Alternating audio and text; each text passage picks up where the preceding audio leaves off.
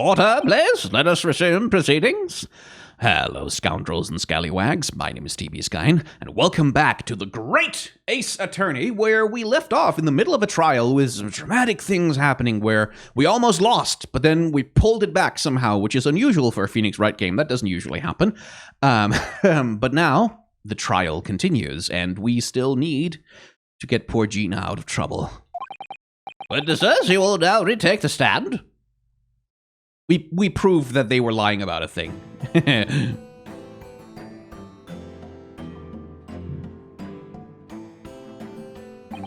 I presume you heard the defense counsel's summation examination? Oh, yeah, Governor. I did, Gov. I did. Mr. and Mr. Skulkin. Cool. Blimey. Oh, this is gonna be hard work. Earlier in this trial, you gave the following testimony about your actions after you entered Windybanks. Well, it was Bedlam's as, weren't it? It was nice, it was. Didn't even have time to pull my dukes at me loosey lockets. However, that was a lie. You brothers. Cool. Blimey. On the night in question, you rifled through the items on the victim's counter. We never done nothing of the sort. How'd you figure that out?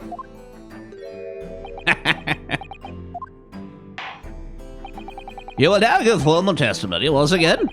You will tell the court precisely what happened on the night in question. And this time, you will tell the truth. Each lie that passes your lips serves to increase the severity of your punishment. And that, gentlemen, may deal a crashing blow to your chances of ever seeing the light of day again. A thought worth pondering, perhaps. Say no more, Gov, we're you. We'll blab, we'll squeak, we'll peach.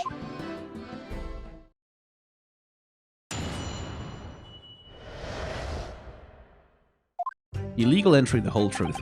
Alright, we did knock a few things out. Well, we weren't riffing for nothing. It was when we had the gunshot, see? Make us both jump and all this stuff went flying. Mummy, did not give you a fright. He was thinking the shoot'd come out the door and get us next. We stuck everything back we found in and scarped it straight into him in the black. Couldn't have shot a pawnbroker, see? We haven't even had a chance, did we?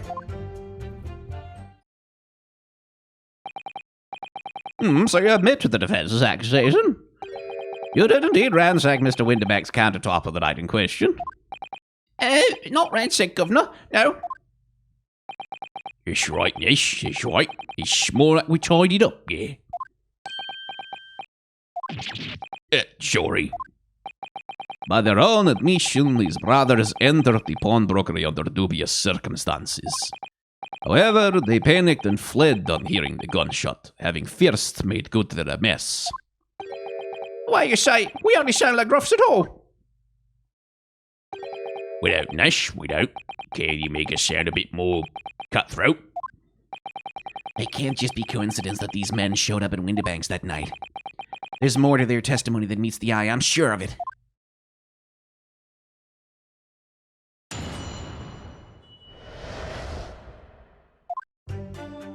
Well, we'll start by pressing everything.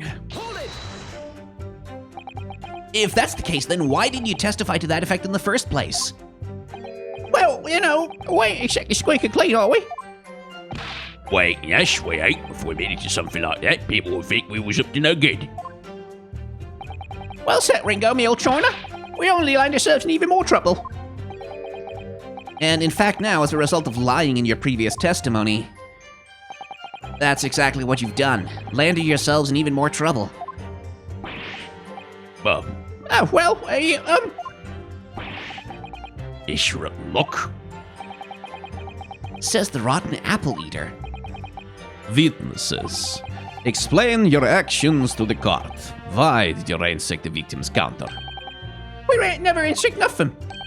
Right, that's right. More like we tidied the place up. Again? Okay.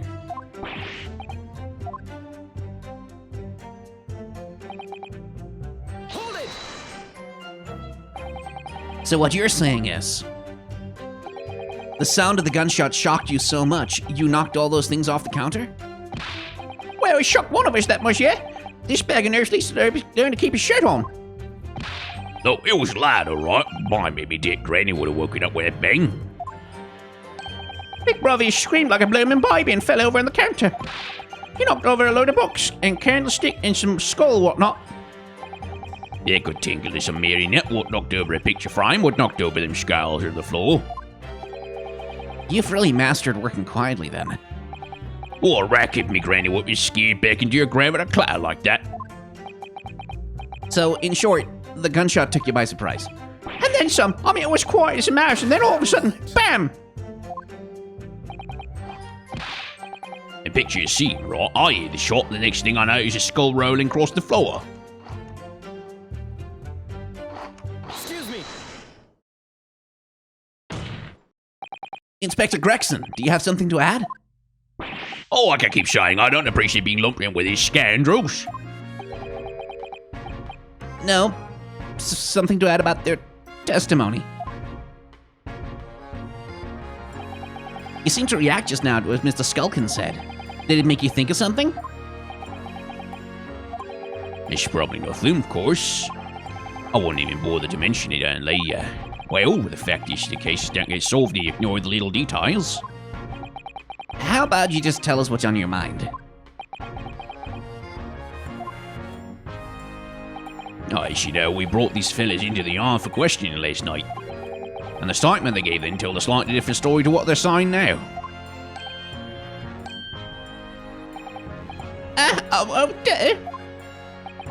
You claimed you heard the victim shout something out before the gunshot. I might have gone, might have. Does ring a bell now you mention it. Granted, it's certainly a minor detail, but still. I can't help but feeling like perhaps you've been a bit sloppy with your testimony here, eh, fellas? If I discover the witness' testimony has been any more than sloppy than it has hitherto proven to be, I shall be forced to bring the very harshest punishment to bear against them. Easy, easy. We'll get it right this time. That's it, yep. It's all coming back to me now. Then speak. Supplement your testimony with whatever details have miraculously returned to your questionable minds, sirs. Right, sure. Gov. Just before a gunshot, we heard a voice yelling out, "Give me that gun." Interesting. So, in fact, you heard the voice and the gunshot almost simultaneously? We did, Gov, we did. Although, I suppose if you're being honest, you heard a kind of wavering voice before the yelling, or? If you don't want to get shot. Give me that gun. Bam. Kind of thing. A career in acting tragically missed. I love their animation. It's so good. And where were the voices coming from? Could you tell? Of course we could, from the other side of that door behind the counter it was. From the storeroom, where the victim was found dead. And the voice you heard, it was that of the victim, Mr. Windebank. On my granny's life, of course it was. Oh, his screening life, of course it was. So, that would mean that you both knew Mr. Windebank and the sound of his voice? Hey, so that would mean what? What, yes, what? Any ideas? Yes, counsel, indeed it would. No. What, we didn't know the geezer. Oh, am I supposed to tonight when the bloke in all the fancy club was giving this the evil eye? If you value your lives, you will ensure your testimony is accurate and true. On my granny's life it is. On his granny's life, it must be. That's a good job, his granny's dead. To summarize then, immediately after hearing the voice of the victim, you then hear the gunshot, causing you to stumble and upset the items on the counter, scattering them over the shop floor. Make it sound like we were clumsy. Don't forget we tidied up after like good little boys. Anyway, the way I see it.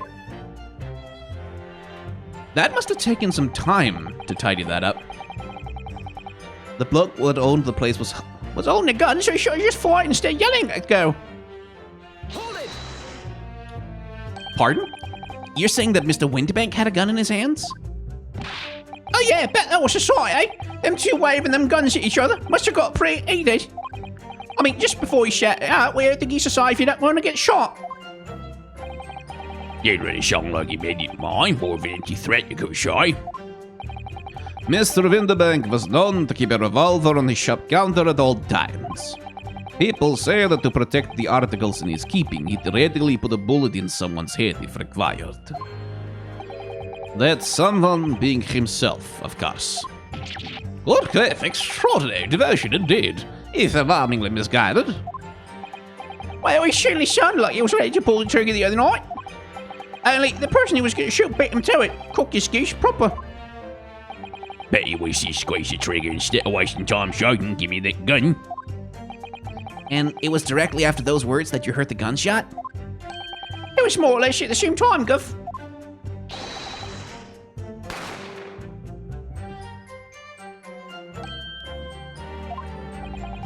Yes, okay, we're enacting a very tragically missed. I love that so much. It's so good. And we had the sound of someone in the deck. Before everything went dead quiet. After that, we done slept just tidying the place up. No, mate, you didn't have to give us a fright. Give me a fright. We was thinking they should come out the door and get us next. So, you didn't try to open the storeroom door then?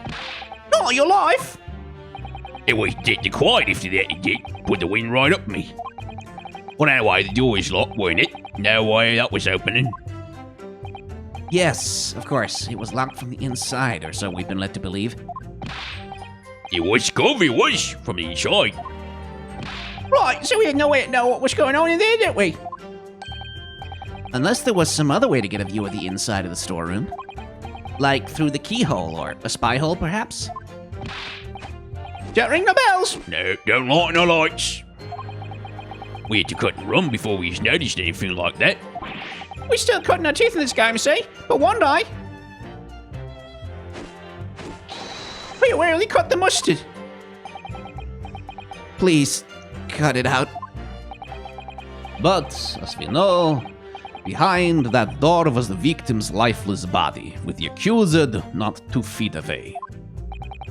Yeah, unfortunately. Gina was in there unconscious with the gun in her hand. To confirm, would it be correct to say that neither of you set foot inside the storeroom?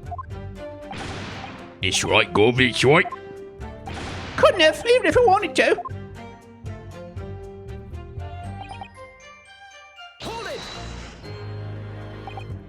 Yes, whereupon you fired a shot from your own gun at Mr. Herlock Sholmes. Yeah, we was a bit hasty there. We was, Nez, we was, truth be told. I was already shaking like a leaf when you lot turned up. If you're shaking like a leaf, don't put a loaded gun in your hand.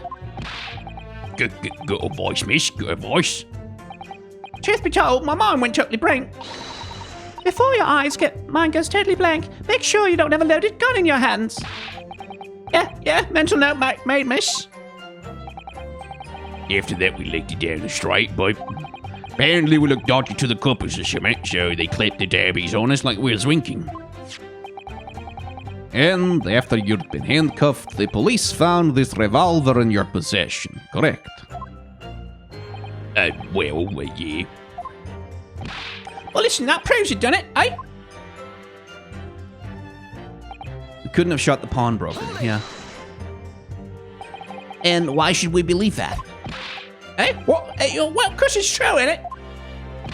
The place was totally empty when we went in. At that time, the victim was already in the storeroom, having been forced to open the door by the accused who had a gun to his head. In other words, on the night in question, these two witnesses never even laid eyes on the proprietor of the pawnbrokery, Mr. Windebank. Correct. You got it, mister. Down to a T. So the Skulkin brothers never actually encountered Mr. Windebank? Is that really true, I wonder? Well, that's it. That's the full extent of their testimony? What is it, Bruno? You look very fierce. I could pour you some herbal tea if you're tired. Oh, thank you, but I'm fine. Being such a logical thinker, you'll probably laugh. But I feel as though these brothers are still hiding something. Something important. It's nothing more than a feeling, though. I've no proof to support it. Well, feelings can be very logical at times. Sorry? People's expressions, the movements of their eyes, the words they choose. You can take all that in and your brain will quietly analyze it to come up with a feeling like you describe. You've concluded that there's something suspicious about their testimony without knowing why, that's all. I think you should trust your instincts.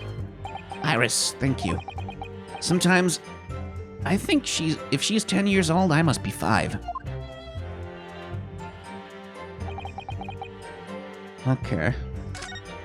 So, knock some things over, heard a gunshot. The bloke what owned the place was holding a gun. Can we use that to contradict? Let's give it a shot. Objection. Nope. Okay.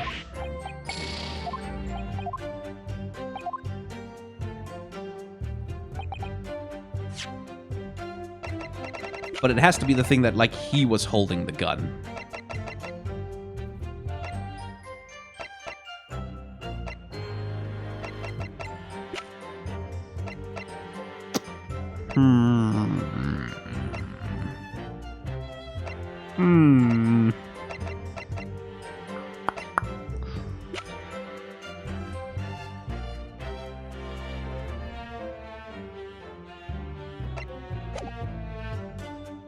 Hold it.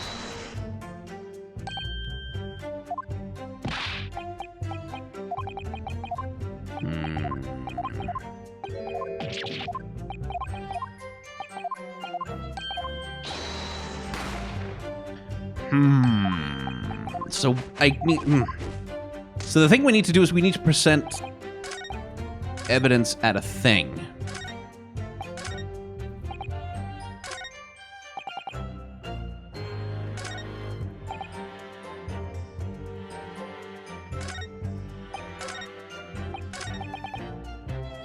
And I can't help but think, like, it's the thing that he was holding a gun, because that contradicts... vastly contradicts the evidence.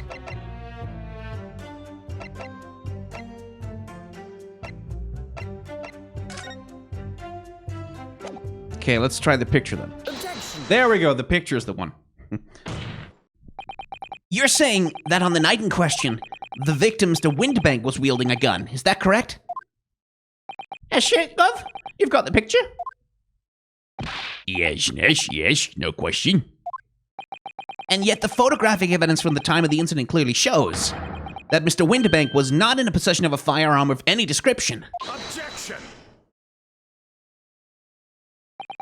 You surprise me.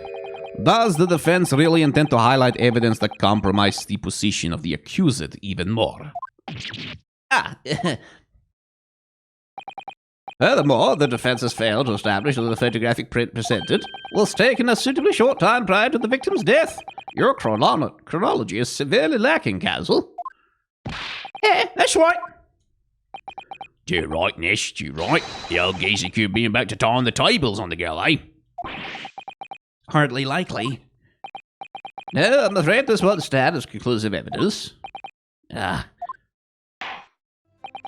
Continue with the cross-examination, Castle, and heed my earlier warning, witnesses. Skulkin's never skulkin. Okay.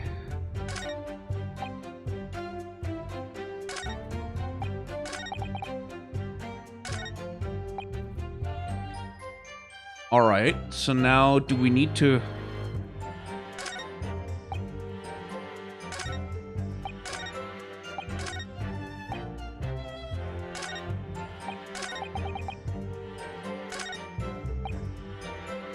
Huh, okay.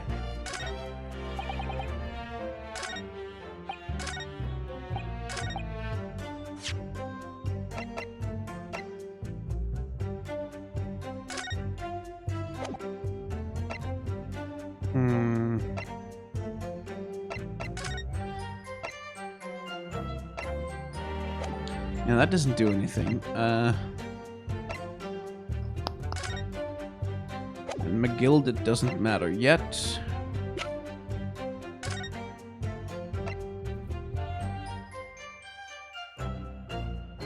He was shot from the back, right? Yeah.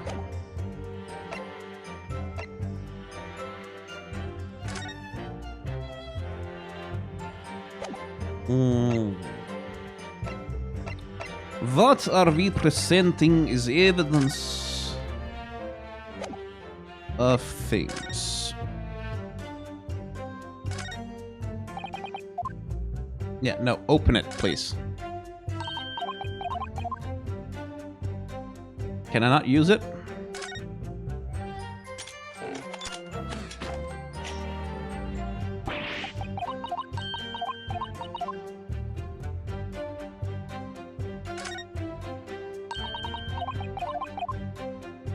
Yes, I know I need to put 2 prints there. Can I not do the thing with the... Okay. Whatever. Fucking hell, okay. What does the game want me to do then?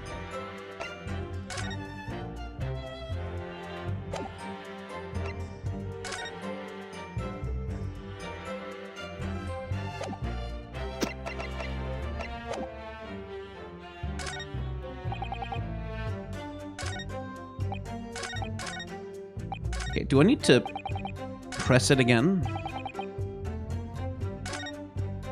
Hold it! Let's see.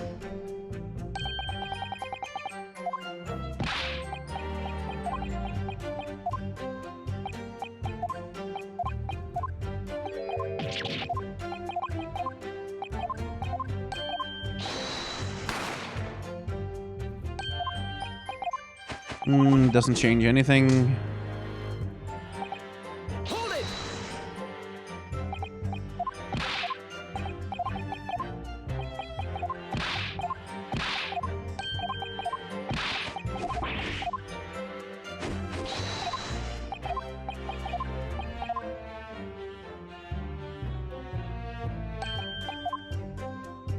Right, so the other thing...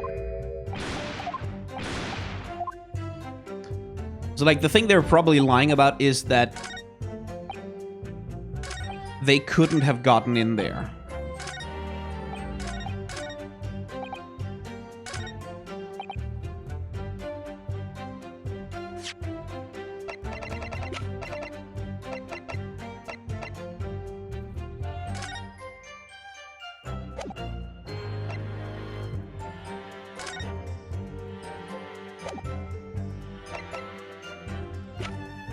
Which I feel like...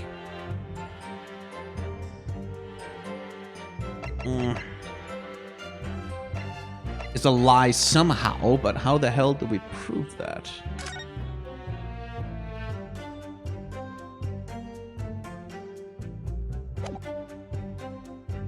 Because we need a thing that says...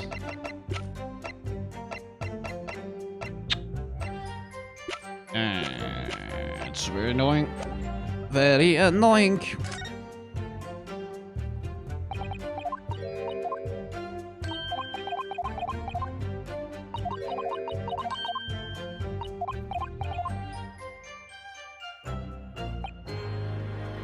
We knocked a few things over, but we weren't rifling for anything. We heard a voice crying out, gave me that gun. He was holding the gun, so we should have just fired. We thought the shooter would come out the door and get us next.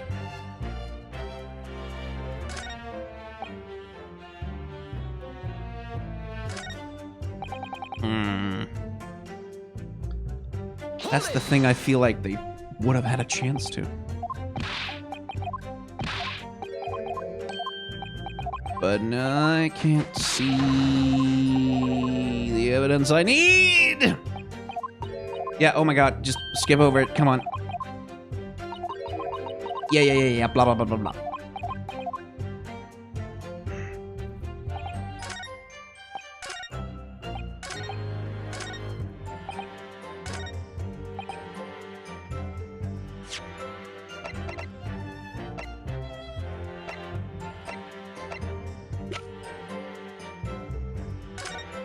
Instant death due to a single bullet from the back. That's the other thing is, like, he was shot from the back, right? Like, why would that happen?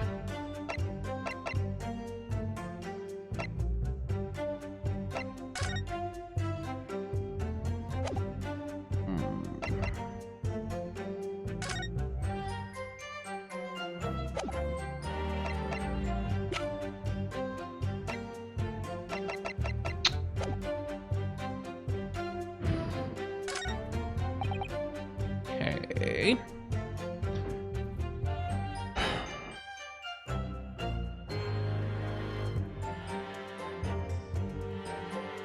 Like, the thing they're lying about is that they couldn't possibly have had time to shoot the pawnbroker. Yes, they could, because it was...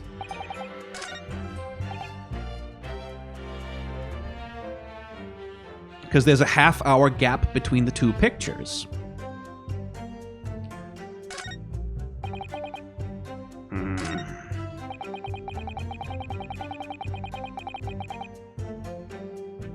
So I'm not really sure what the hell...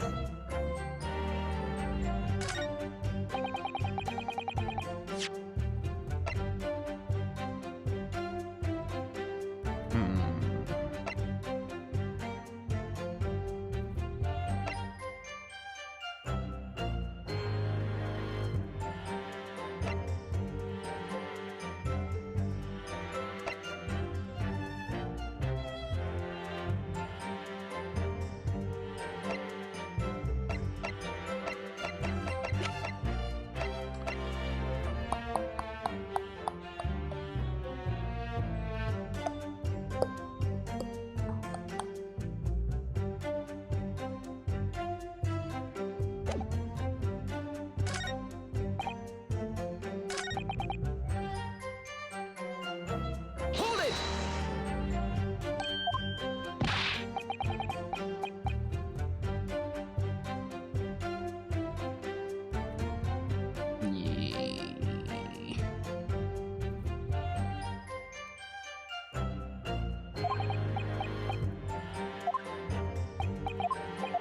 Okay, hang on. Let's just start from the... Let's just fucking press everything again. Because usually the thing, when you present a piece of evidence and it doesn't work in an Ace Attorney game, that's a sign that you need to go back and press... Like, something will have changed somewhere. It'll have unlocked something.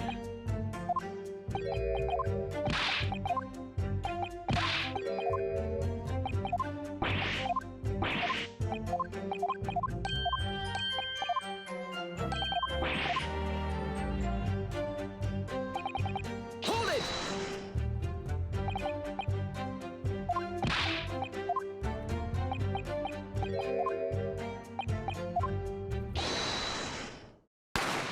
Right, more acting.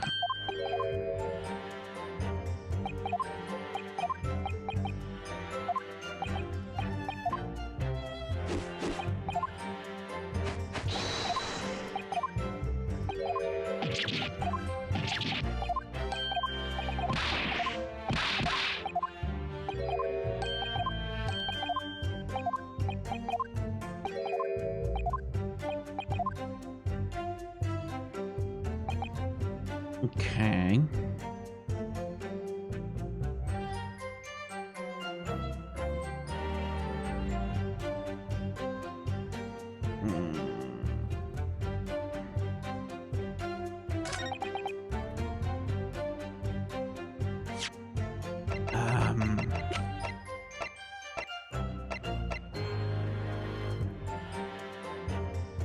I mean, they were thinking that he would come out and... Like, he died instantly, right? So... Is that it? Like, it's like, we were thinking he was gonna come out and... So do we need the autopsy report? Fuck it, might as well try. Objection. Nope, that doesn't get anywhere.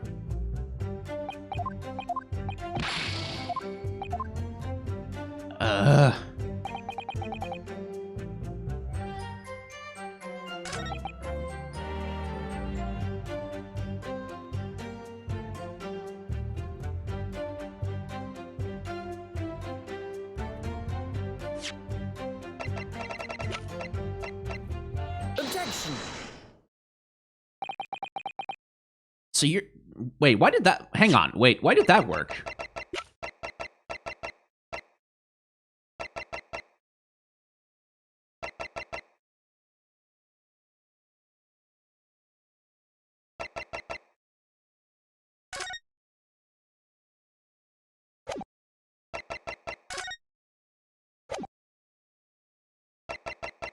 I presented the wrong photograph there. I wanted to present this picture again. But okay. So you're saying that on the night in question, the victim is the... Yeah.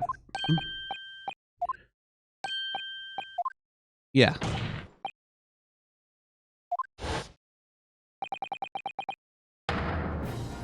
Oh, oh, okay.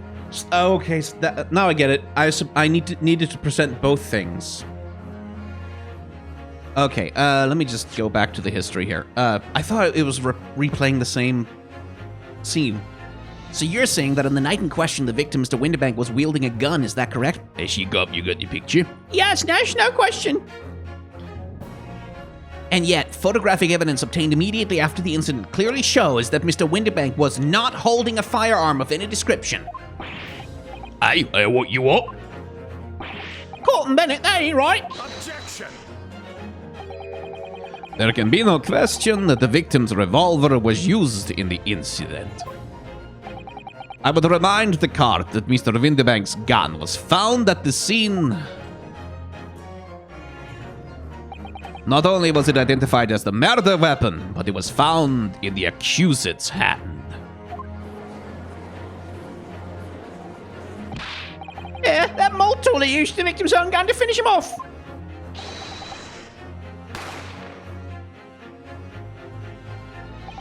Kind of thing. Hold it.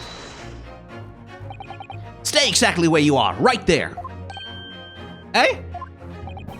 If the crime had taken place as you were so colorfully described in your testimony, it would give rise to an undeniable and significant inconsistency in the final moments you just acted out. Goodness, are you sure, Counsel? You intrigue me, my learned friend, but let's see some evidence to support your claim. Where is the proof that demonstrates this inconsistency? Well, it's that he was shot in the back, Take that. and they've been acting out as though he was shot from the front. According to their testimony, the witnesses claim to have heard a shout of, "Give me that gun," followed by the gunshot. It did, with the two events happening almost simultaneously, or so we've been led to believe. Yes, that's right. Now, if that testimony is true, it would mean that at the moment of death, the victim and his attacker would have been facing each other. However, if I could ask the court to study the photograph of the victim's body again, you can clearly see that Mr. Winterbank was in fact shot from behind. So, as I stated before, there is an undeniable inconsistency in your testimony, Mr. Skulkin.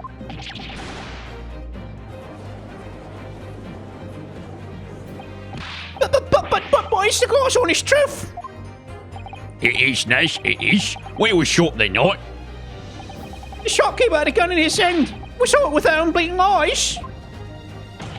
Did I hear you right just now? You actually saw Mr. Winterbank holding a gun? Well. Someone like that might have slipped out.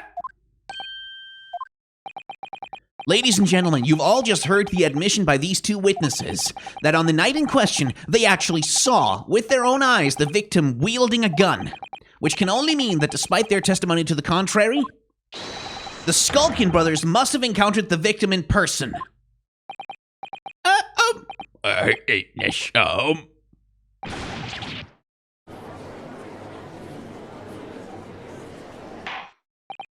Order! Witnesses, explain yourselves at once. Well, the thing is, we weren't supposed to, It would seem that my previous warning fell on deaf ears. I made it quite clear that false witness would be the death of you. Am I to understand that you replaced the untruths of your original testimony with renewed lies? I'm so sorry, Governor. Truth is, see, God, Nash, cut it out. If we blab now, you know what he'll do to us. he? Who are they talking about? Let me make your position here perfectly clear. You will talk. There is no other option available to you. Prof, come on, the game's up. But boy, you love our guts for garters. In case it hasn't quite sunk in yet, no matter how hard you try to hide it, the truth will come out. On the night in question, it is now apparent that you brothers met face to face with the victim. I demand that you testify again to explain the precise circumstances under which this meeting took place. Oh, well... Do we have to? On pain of death. I suggest you make yourselves fully aware that this is your very last chance to tell the truth.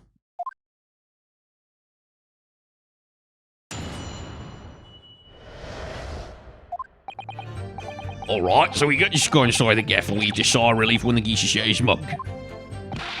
Give me that gun, he bellowed, and then he flew out like he was possessed. I thought we'd added.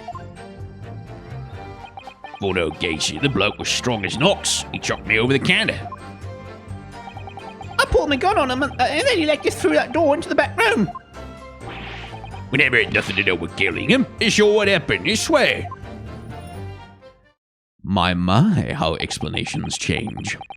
So you're now telling us that the moments before the victim was killed in the storeroom, you in fact encountered him in the main part of the shop. Yeah. Sorry. Well, if we find ourselves at an interesting juncture, this changes matters considerably. But honest, Governor, this time... This time, we ain't got nothing more to hide. Very well, counsel for the defense, you may proceed with your cross-examination. Yes, my lord. This is it. The moment I've been waiting for.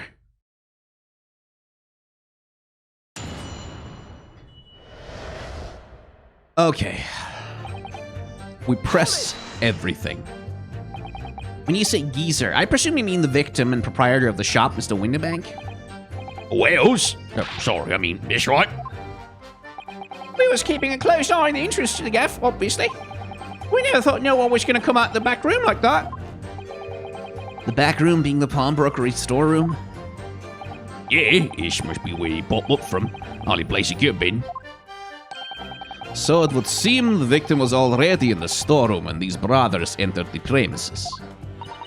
Which means Jenny must have been in there at that point as well. But that doesn't make sense, does it? If Gina had threatened Mr. Winterbank into the storeroom with her at gunpoint, then why would he have emerged from the same room all alone when the brothers arrived? Oh, I don't know. Did you see the accused at that time? What, them Maltulet? Couldn't tell you. No way, Corporal. We're bigger fish to fry then. I mean, the other geese have lost it.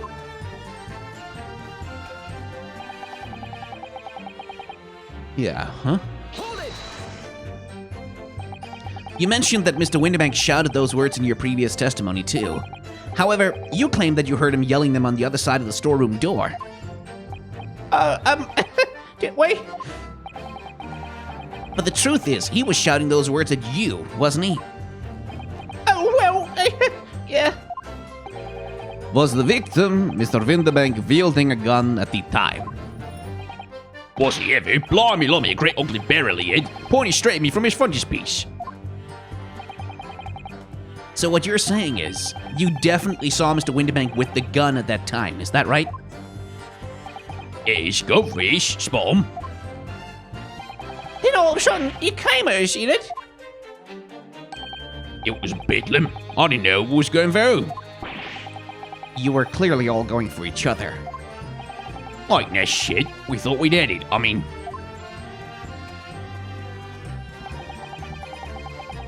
Strong as an ox chucked him over the counter, huh? Hold it!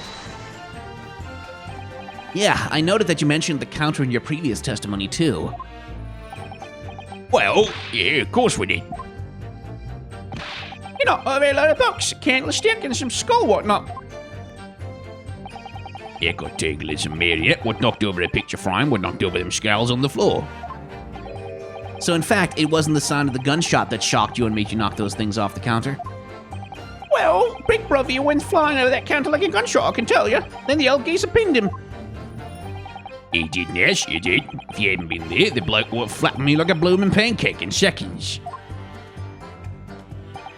At the time in question, the alarm was raised at the local police station via secret cable from the pawnbrokery.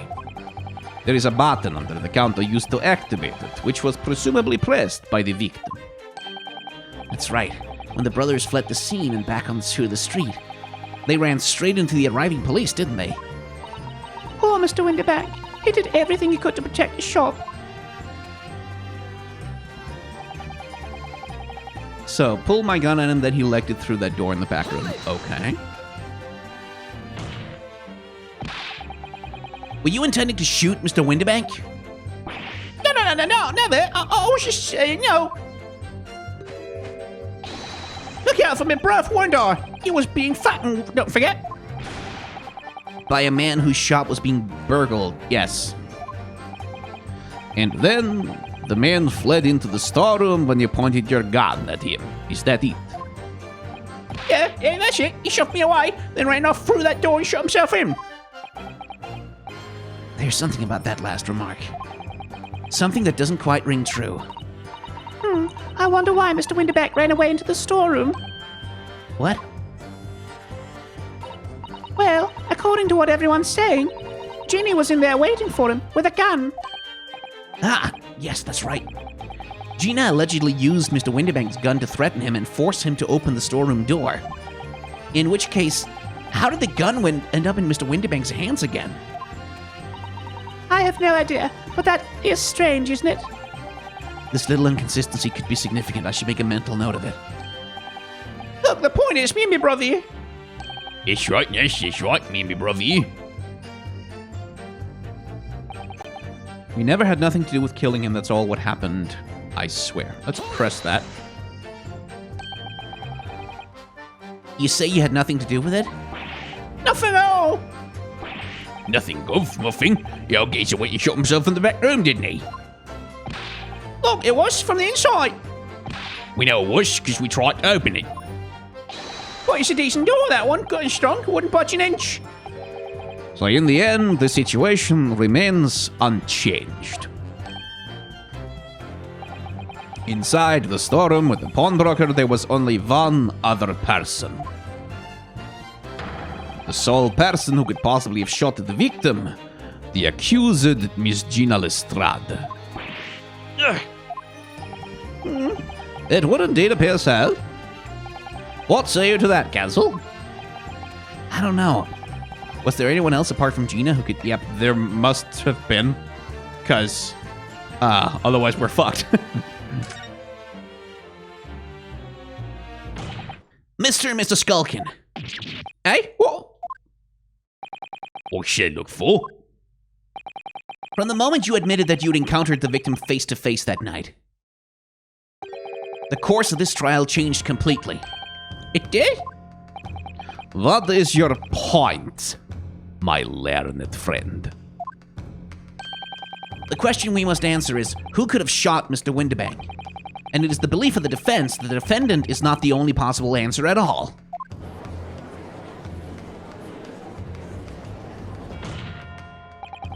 You have my attention. In that case, let us return to this plan of the premises. The victim was killed in the storeroom which was locked from the inside. Those are the facts. So pray, what other possible answer to the question of who shot the man could there be? Counsel, you must now provide answers to the court in respect to 2 conundrums. 2, my lord? Twice as many chances to be right, maybe? It did, namely, from what location did the culprit shoot the victim, and furthermore, where was the victim at the time? Understood, my lord. Are you all right, Runo? I'm not entirely sure, but there's one thing I am sure about. If I can prove that there's a credible new alternative to what happened, it would change Gina's prospects hugely. So now, time for some clarity. Show the court on this plan the answers to the questions posed by his lordship. If you believe someone else could have killed the victim, indicate from where that person could have fired the gun. Well, it would be either there or... I mean, they have to be inside the room. Because, like, he got shot after he went through the door, and he was found... Yeah. And it would need to be somewhere that they couldn't be seen if you looked through the view hole. So... here or here? It feels a bit like a 50-50. Like, they would have to hide on the inside of the door, basically. Or...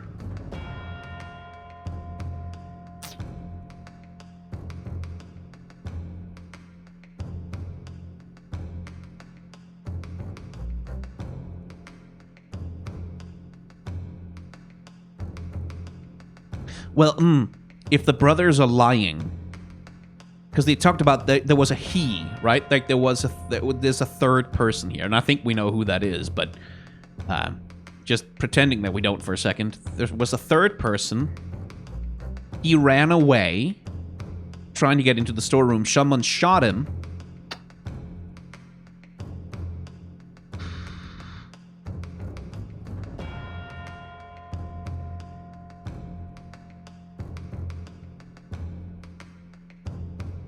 So, like, he was being forced to open the door. And Gina was just in there already, having found her own way in. I don't know. So it's either here or he... Well, he couldn't have been shot from there and then landed on... No, because if he would landed on his face...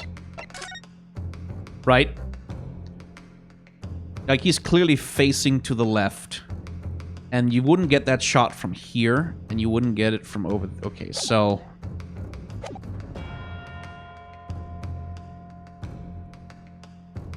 I guess it kind of has to be here somewhere?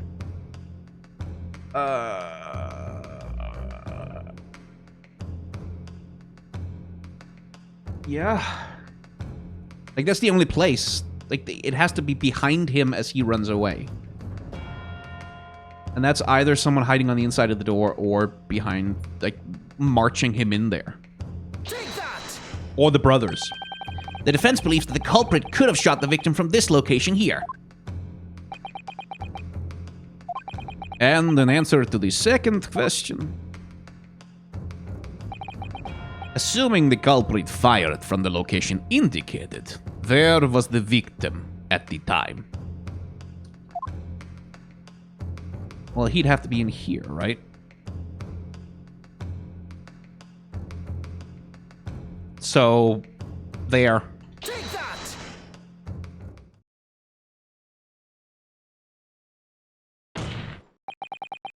The culprit shot the victim from outside the storeroom.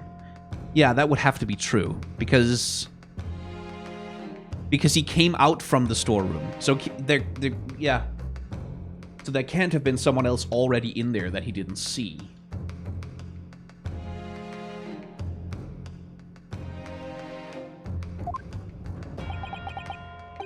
Continue. Mr. Winterbank died instantly from a bullet wound in his back. Looking at the stain of blood on the storeroom floor, it doesn't appear that the body was moved after death. Which tells us that he was almost certainly shot while he was in the storeroom. However, the crucial point is, where was the shooter when the fatal bullet was fired? So you are adamant that the shot was fired from outside the storeroom? Well, according to the Skulkin brothers' earlier testimony. I pulled my gun on him, and then he let me through that door into the back room. If Mr. Winterbank ran away through the door, we have to assume that the door was open at the time. Oh. It was at precisely that moment, when the victim was fleeing for his life, that these brothers had the perfect opportunity to shoot the man in the back once he was inside the storeroom. Come to think of it, do you remember what the prosecutor said at the start of the trial? Moving on to the findings of Scotland Yard's coroner, his report states that the bullet entered the body on a rising diagonal trajectory. It means the victim was likely shot by someone significantly shorter in height than himself. Poor man, shot while he was running as fast as he could to safety. Ah, of course. He would have been leaning forwards as he was running away. So even if the bullet was fired horizontally, it would still have entered the body on an upward trajectory. So the culprit is necessarily someone shorter than Mr. Winterbank. Objection! I'm sure my learned friend can't have forgotten that the storeroom door was found closed and locked from the inside. You claim the victim was shot as he fled into the room. Though you also claim that his corpse was dexterous enough to turn the key in the lock. Yeah, but... What if someone else locked the door? Yes, there's someone else who could have locked the storeroom door. Is that so? Very well then, counsel, present your hypothesis to the court. In the scenario just described, the defense's assertion is that the victim was shot from outside the storeroom. In which case, who shot and locked the storeroom door from the inside? That would have to be Gina. Obviously, the person who locked the door was the only other person inside the storeroom at the time. The defendant, Miss Gina Lestrade. Objection! That is absurd. You're suggesting that the accuser deliberately engineered the sealed room. For what possible reason? Such actions would only serve to tighten the noose around her neck. I'm inclined to agree, I must say. Well, counsel? Yeah, that's a tricky one, isn't it? Half-baked notions have no place in my courtroom, counsel. Remember that, please. But of course Gina would have locked the door. It almost goes without saying, doesn't it? It does. Well, if I was Gina in that situation, I know I would have locked the door as quickly as I could. I mean, those two burglars had just fired a gun in her direction, hadn't they? Oh, yes, obviously. Before the two brothers arrived, Miss Lestrade and Mr. Winterbank were in the storeroom together. Now, I don't know what went on between them at that time, but at some point, Mr. Winterbank must have heard the intruders breaking into his shop and left the storeroom. And true to say, it's up to us, bruv. If your theory is correct, that would leave the accused alone in the storeroom. Yes, it would. Then, probably only moments later, the victim fled back through the storeroom door, hoping to escape danger. Hit in the back by the bullet, Mr. Winterbank fell to the floor where he was, just inside the storeroom. And what we have to ask ourselves now is, what would the defendant have done in that moment? I see where you're going with this. Outside the storeroom was a terrifying killer who had just murdered Mr. Winterbank. As soon as that thought struck Miss Lestrade, she slammed the door shut and locked it. In order to save her own life. Hold it! But we ain't the ones who done it. We ain't, Gov, we ain't. You gotta believe us. I mean, come on, we'd never shoot no one. Objection! That's blatantly untrue. I know for a fact that you would. Because before my own eyes, you shot Mr. Herlock Sholmes. Which leaves us with the problem of the bullets. There's only one logical conclusion here. And he's gonna get hit with that in the face by Mr. Prosecutor Man in just a second, that each gun only fired once. Mr. and Mr. Skulkin, you brothers had every opportunity to have been the true perpetrators of Mr. Windibank's murder.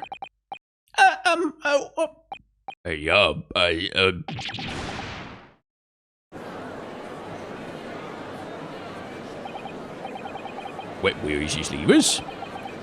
You mean to say it wasn't the pickpocket who shot the pawnbroker after all?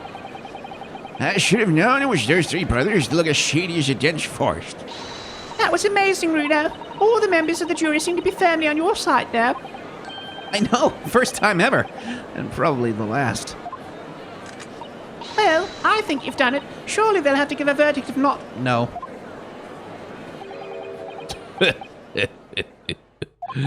An admirable effort, my learned friend. What's this now? He's laughing. You find the situation amusing, Lord Van Six?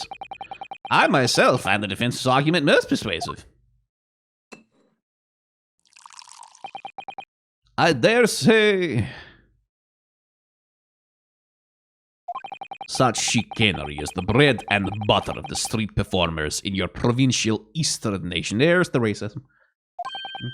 But such blatantly malicious conjuring tricks amount to nothing more than inexcusable pettifoggery here. What? The hypothesis you put forward so ostensibly credibly cannot and will not stand. Because, you see, it contains a fatal flaw. A fatal flaw? Do you mean to tell me that you're unaware of your logic's failing? I say, Lord Van Six, it might be an idea to explain this bally conjuring trick or whatever it is to the troops on the ground, huh? The fatal flaw in my learned friend's argument is really very simple to understand. Are you ever gonna drink that? Okay. Assuming you're not too dim-witted to count bullets. By George, count bullets. Oh dear. He noticed then. Huh? What's everyone talking about? I noticed it too, Ryunosuke. Counsel. Yes, sir? Tell the court, how many bullets were found at the scene of the crime? Two bullets.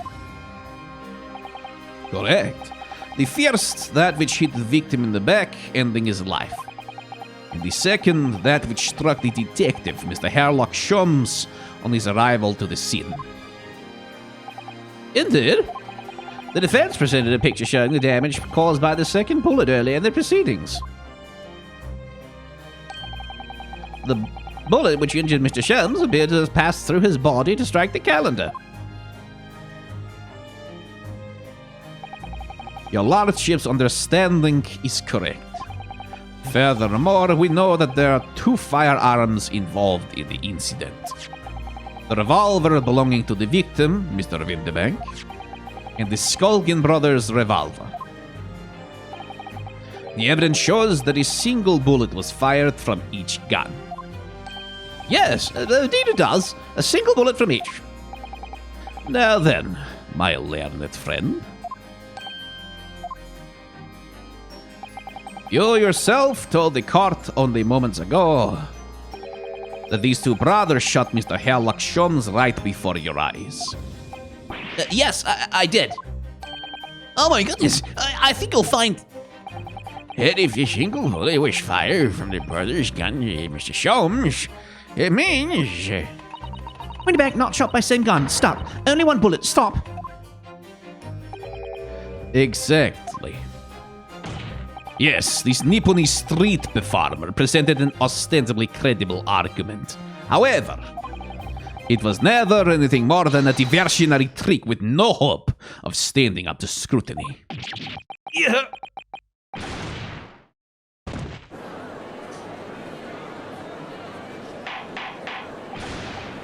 Order! Order! Order!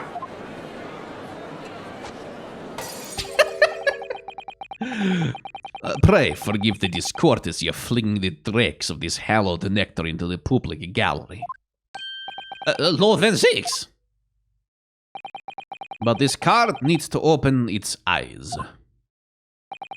The accused, Miss Gina Lestrade, is no ordinary little girl. Despite her young years, she can, regrettably, no longer be described as a juvenile. No, the person in the dock is far from a law-abiding citizen.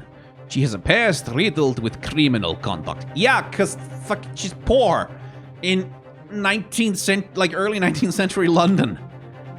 It was literally... So here's a fun historical fact for you. Do you know what they used to do when you got put in prison in London in the 1800s? They would charge you rent. They would charge you rent for the shackles with which you were bound. They would charge you rent for the cell in which you were held. They would charge you for the food. They would charge you for water. They would charge you for access to fucking toilets.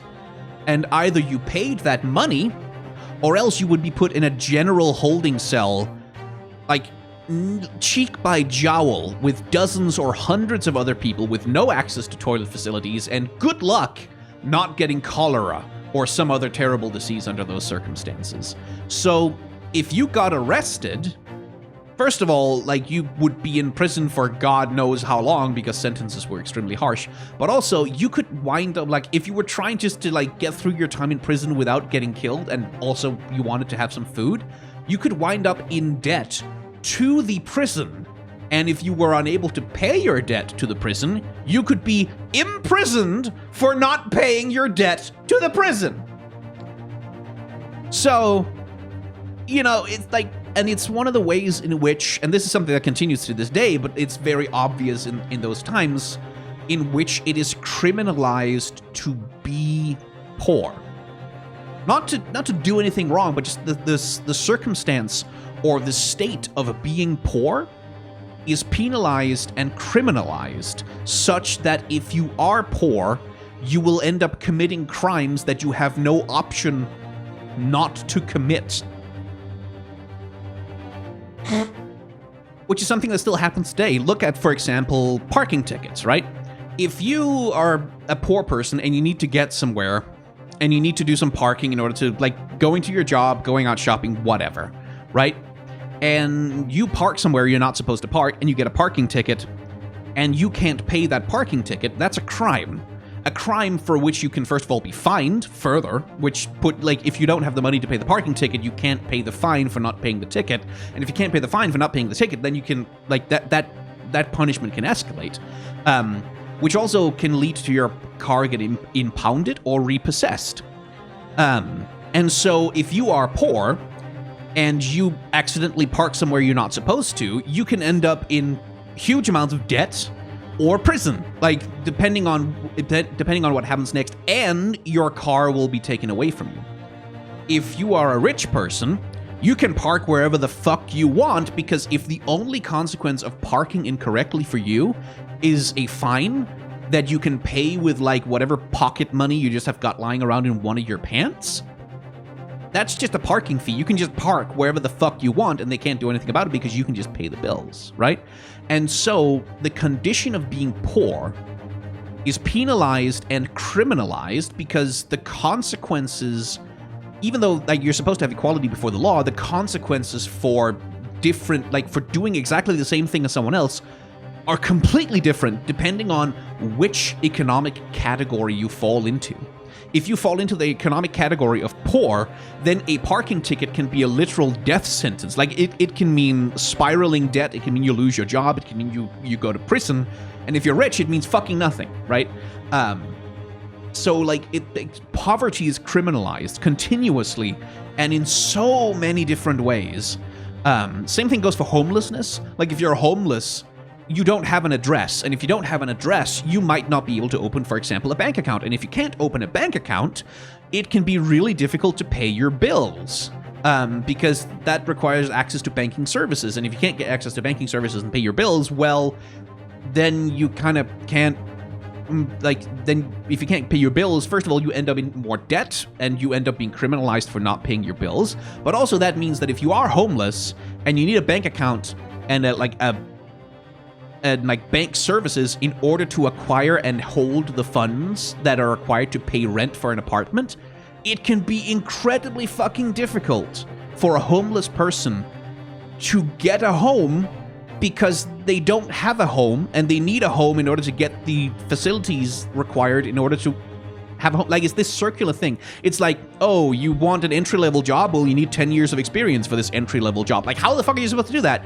And again, so, you know, she has a past riddled with criminal conduct. Yeah, she's poor, you asshole. Like, for a lot of people, there aren't really any other options. So, yeah. Anyway. The truth is, the accused broke into the pawnbrokery on the night in question with loathsome intent. As we can see beyond doubt in this print, which depicts her threatening the victim with the murder weapon. And I have here in my possession one more piece of evidence the prosecution wishes to present. That disc! It's Magnus McGilded's disc. I'll be taking that well-raised for Mr. McGill down the yard, thank you very much. No, don't give it to him. It's mine, that is. It's mine. That's the wrong voice for Gina. Oops. Well, sorry, miss. But anything belonging to Mr. McGill has to be taken in as evidence now.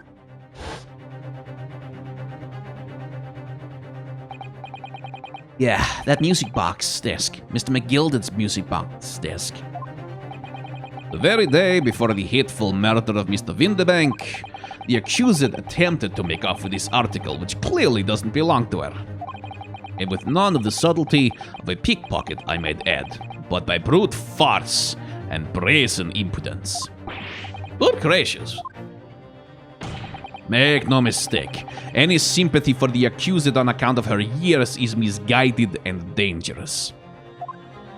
How about sympathy on account of your shared humanity? I don't know, just thinking out loud. There are no depths to which this girl would not stoop if pushed, no crimes she would not commit. The card forgets that fact at its peril. I say. I think it would be prudent to take this music box disc into evidence, counsel, as a grim testament to the defendant's character.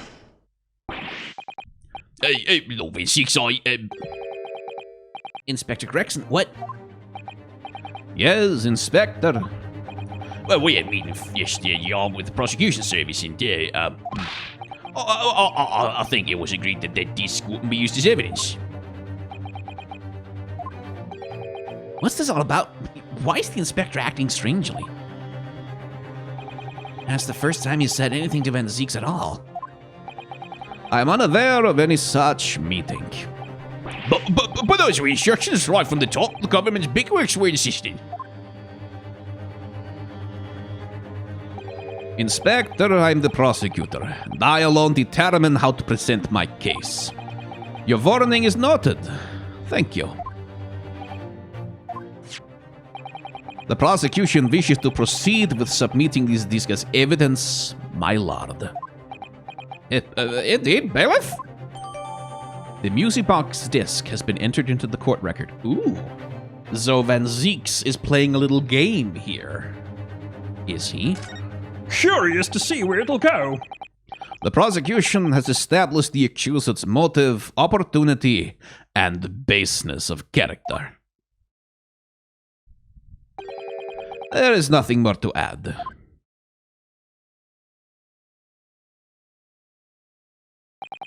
Ladies and gentlemen of the jury, I await your informed decisions and rest my case. Time for a summation examination again. I don't believe it. I had the jury on my side for once, for all of 5 minutes. Oh dear. It wasn't even 5 minutes, Runa. My lord! I don't wonder whether I might say something at this point. Proceed, Mr. Foreman. There's something about a bit of a fuck-up to now, if truth be told. But all of a sudden, the answer's bally obvious to me, my man. There's only one thing for it. Oh, no. Very well, the court will hear from the jury. Ladies and gentlemen, you will present your leanings as to the defendant's culpability. Guilty. Guilty. Guilty. Guilty. Guilty. Guilty. Again with the headbutt because he can't use his hands because he's a surgeon. It's such a good little thing. Anyway, let's do this again. We have a consensus among the jury, it seems. When you have eliminated the impossible, whatever remains must be the truth. That's my line. I wrote that for Hurley. Oh, how dare he use it against us? Don't worry, Iris. I don't think we're finished yet. There's still more to this case than we realize. There must be, because there's one thing that I'm absolutely certain of. Gina didn't shoot Mr. Windybank. That's beyond any doubt. Good boy, Ryunosuke. Very well. We'll proceed with the second summation examination of the day. Mr. Foreman, are you and the other jurors ready? Native Scottish Prime ready for action, sir. Very good. So, ladies and gentlemen of the jury, you will each explain on what grounds you have now determined the defendant to be guilty.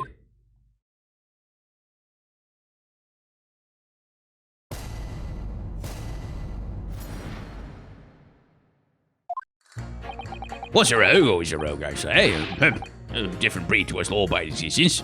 Fuck off with that fucking eugenics bullshit. But again, much as I complain about like the rampant classism and eugenics that are at play in the story, yeah, no, that's accurate. Like that's accurate. Even to this day, you will find people who say shit like, "Oh, criminals, they're like a different kind of person. Like they're like a worse kind of person. Like as though there's something inherent in a person that makes them likely to commit crimes." Usually, if you poke and prod a little bit, it'll turn out that they're racist, but it's an attitude people have.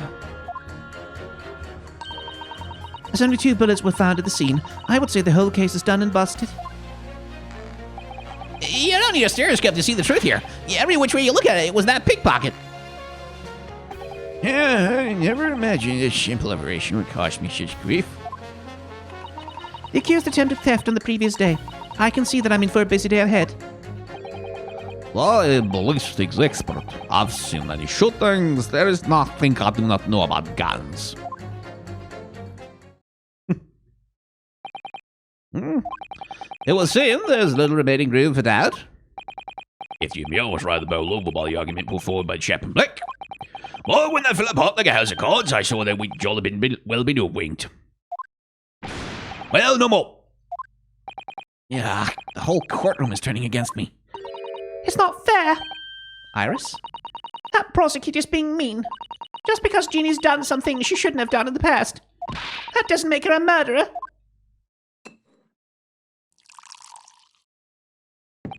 Allow me to savor this fruity vintage, while I savor the spectacle of your fruitless debate on the matter. Here's to the truth coming out. Eventually. That's enough preamble. Counsel, proceed with the summation examination.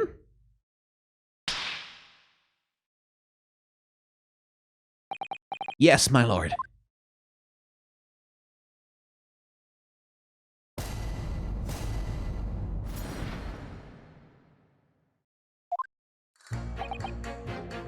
Let's press everything, as usual.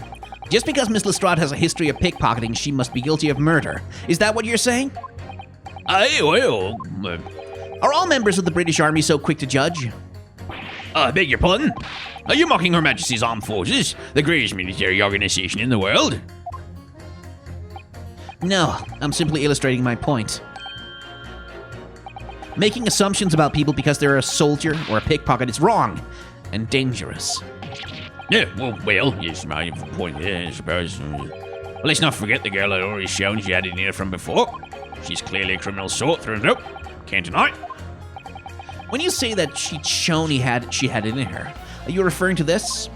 Exactly. Trying to swipe that only day earlier. Am I mistaken?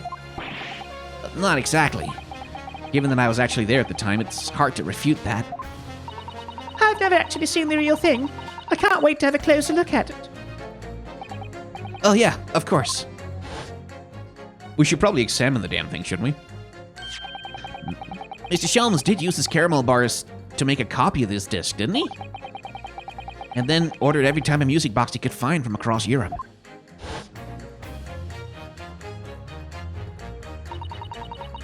We still don't know which tune it plays, though, do we?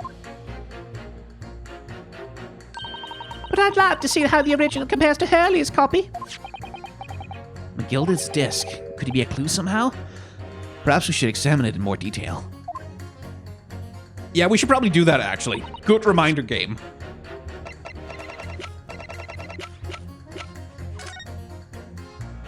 Okay. So we got the note on the back. Former Gilded. That's the man you defended in court a couple of months ago, isn't it, Bruno? Yeah, or rather, mistakenly defended. I wonder what his name is doing on the back of this disc. Well, that's a question I'd love to know the answer to myself. Right, so we've got that, we've got the blood. Well, let's take a look at the blood. Oh, Bruno, look. This is blood. Yes, you're right. Just a small smear, but definitely blood. Actually, I feel as though I might have noticed that before. Ha! Then it's my time to shine again. I thought I'd be waiting forever.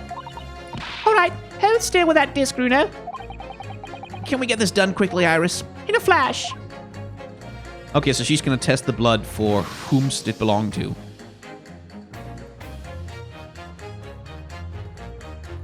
Wait, hang on. Oh, a lively bright shade again. Wait, that color. What is it? It's just that green. It's not the first time we've seen that color, is it?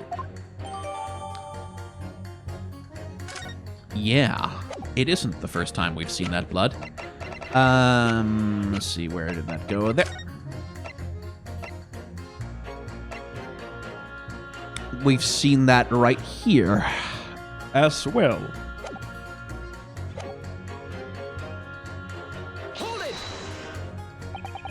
It's the number of bullets that has you convinced?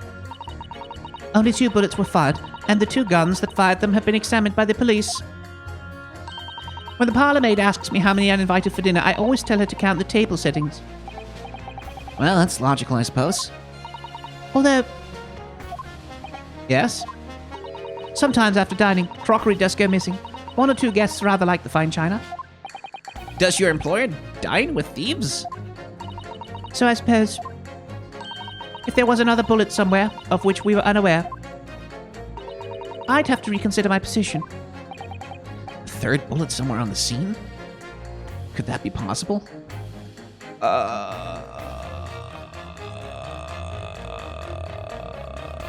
Don't think I can do that yet, but eventually I'm gonna have to. Unfortunately, only 2 bullets were discovered by the police during their investigation. Yes, I know. Right.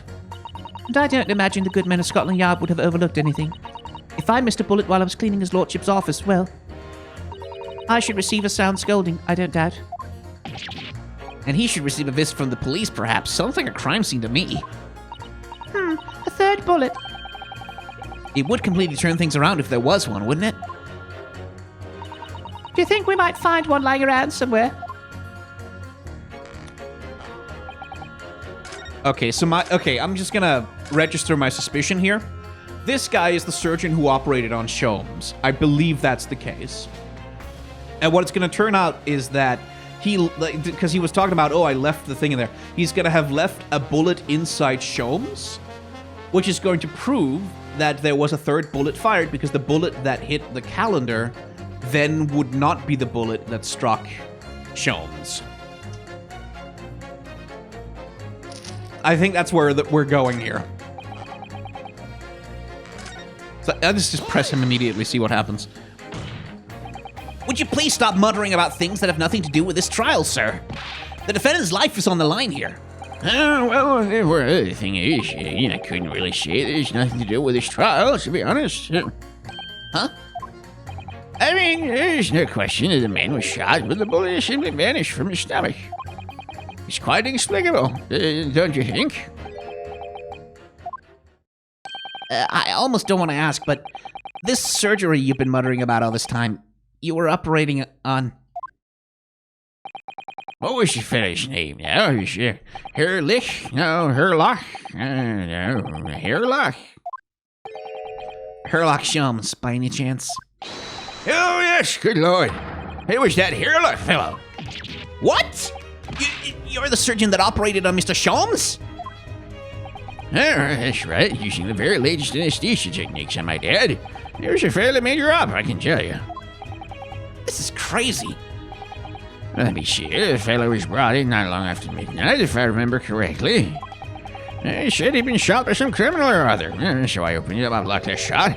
But the funny thing is, I went over his insides with a fine-tooth comb. I couldn't find the bullet anywhere. Oh, okay, so the bullet is not inside Sholmes. Huh. So I'm afraid I just had to throw up my hands and just stitch the fella back up. I hate to state the obvious, but Yes? surely that's because the bullet is still at the scene of the shooting. The counsel for the defense is correct, as it is clearly shown in this photographic print.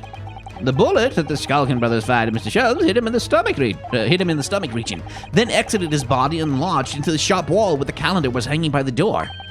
I think you'll find it's really quite simple if you consider the problem three-dimensionally. Who do you think I am, son? Well, juror number 4 is about the best I can do. As soon as I saw the wound to the man's stomach, I flipped him over. Like a pancake? Are you saying you checked his back? Of course I did, and there wasn't a trace of injury. No sign that the bullet had left the body at all. Okay, so the bullet is inside Sholmes, then. I guess he's done something to make it vanish? I don't know. Okay, I think I was right, then. What? That's the point. The only logical conclusion was that the bullet was still somewhere in the man's innards. Which is exactly why I said about slicing him up. And I'm still none the wiser even now. How many times do I have to say it? Can somebody please explain how it happened? Can somebody please solve the mystery? It's almost as much of a mystery as how this jury was put together. Yeah, funny that jury. Funny that.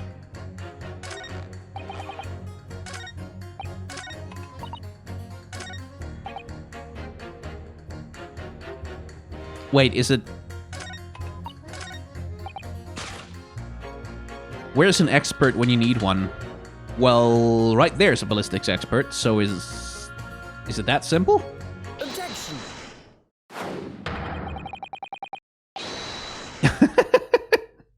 Those two statements clearly contradict the idea that all I do is pit jurors against each other. Ballistics expert. Bleeding. On the night in question, Mr. Sholmes was shot by one of the Skulkin brothers. But since there was no sign of an exit wound on his back, we must assume that the bullet didn't pass through him. However, no bullet was found lodged in Mr. Sholmes' body either. Furthermore, a bullet was found lodged in the wall of the shop where Mr. Sholmes was shot. Juror number 6. Hello, my name is Whelan. Pleased to meet you. This apparent contradiction in facts that is so clearly troubling juror number 4. Are you able to explain the mystery? I have seen a similar situation in Motherland. It was night. There was blizzard. I was running away along mountain road in freezing cold. Golly, the snow was piling high on both sides of the road. It was very narrow and dangerous. My pursuers had hunting rifles and they were on dog sleds. Mental note, don't ask too many questions. I was shot from behind and fell down in snow. And this situation was very similar to what I hear today from doctor. They could not find a bullet in my body. And no sign of, how do you say, exit wound. And where did the bullet go? Bullet never hit me. Well, if it never hit you, why did you fall down? Bullet hit frozen wall of ice very close to my thigh. What? One small piece, very sharp, broke away from lump of ice and pierced my body. It made deep wound that looks just like bullet wound. Good gracious.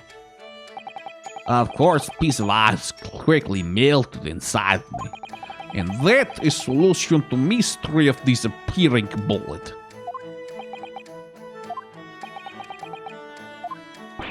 But that isn't answer the question at all. The shooting happened in a pawnbroker's shop. Not some snowy mountain road in another country. Just an idea, but we might not be looking at exactly the same scenario here. Oh no. Where exactly was Hurley shot again? Well, according to the report, in his stomach, sort of around this area, I think. Well, that's precisely where he always wears a little pouch on his belt. A pouch? Well, actually, I might have noticed something like that. Yes, a pouch. It's where he keeps 3 glass vials of very dangerous chemicals that he uses in investigations. What?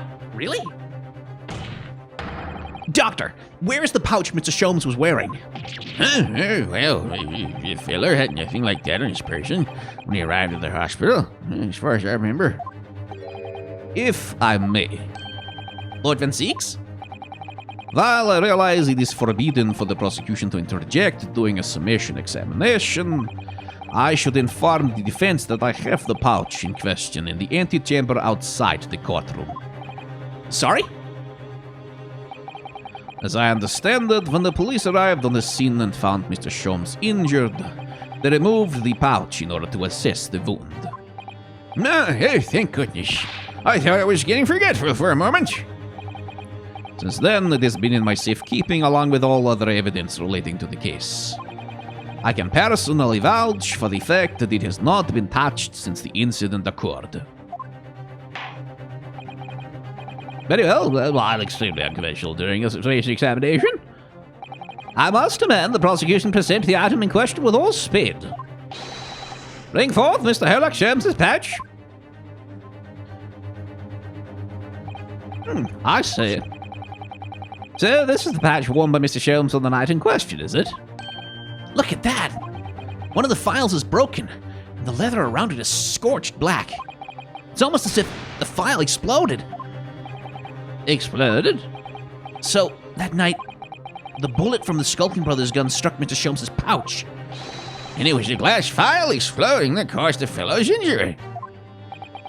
This bullet did not penetrate victim but was deflected into wall of shop.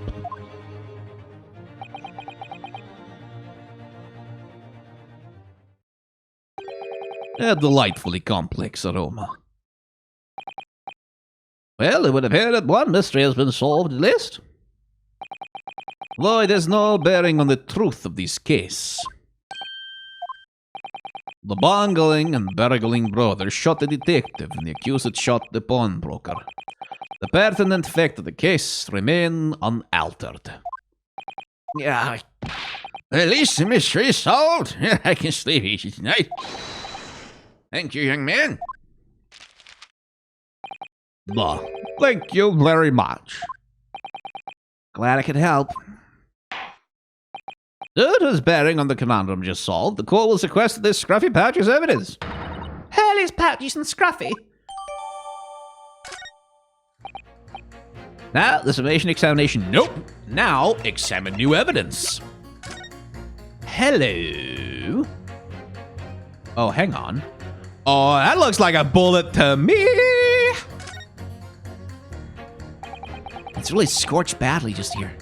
Oh, the strap is broken. Look. This must be where the bullet hit then. Let me see.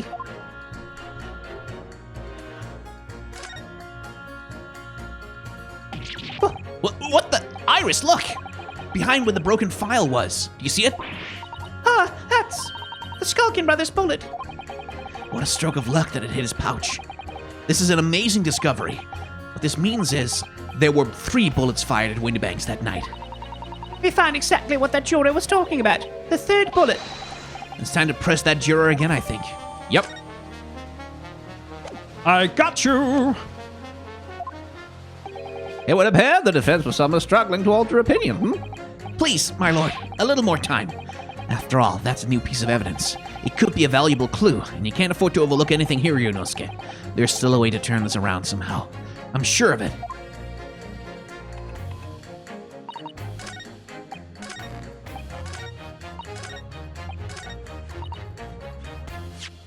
La-da-da-dee, la-da-da-da. Oh, right, I have to press first.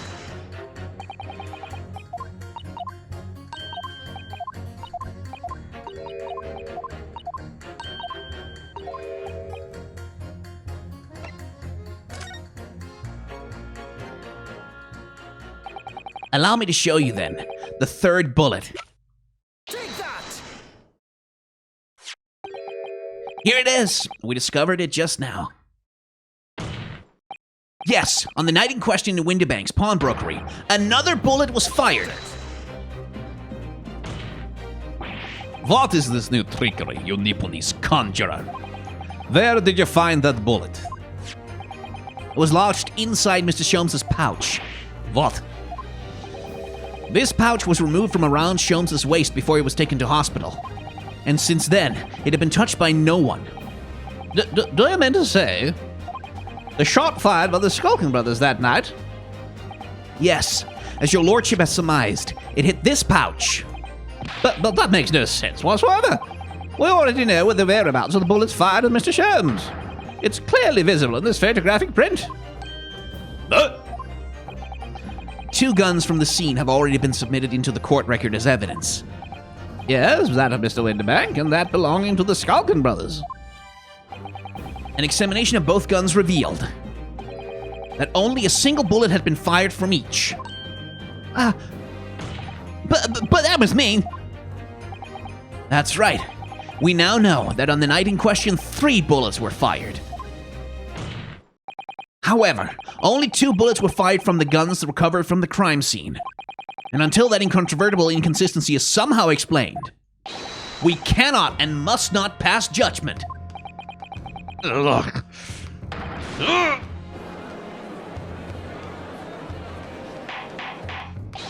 Order! Order! Order! While an information examination remains incomplete, the court has been presented with new facts. Facts that would appear to shake the very foundations upon which this case against the defendant has been built. As it is my prerogative in this situation, I hereby temporarily suspend the summation examination. By Jupiter! What? Bailiff, bring the witnesses back to the stand at once.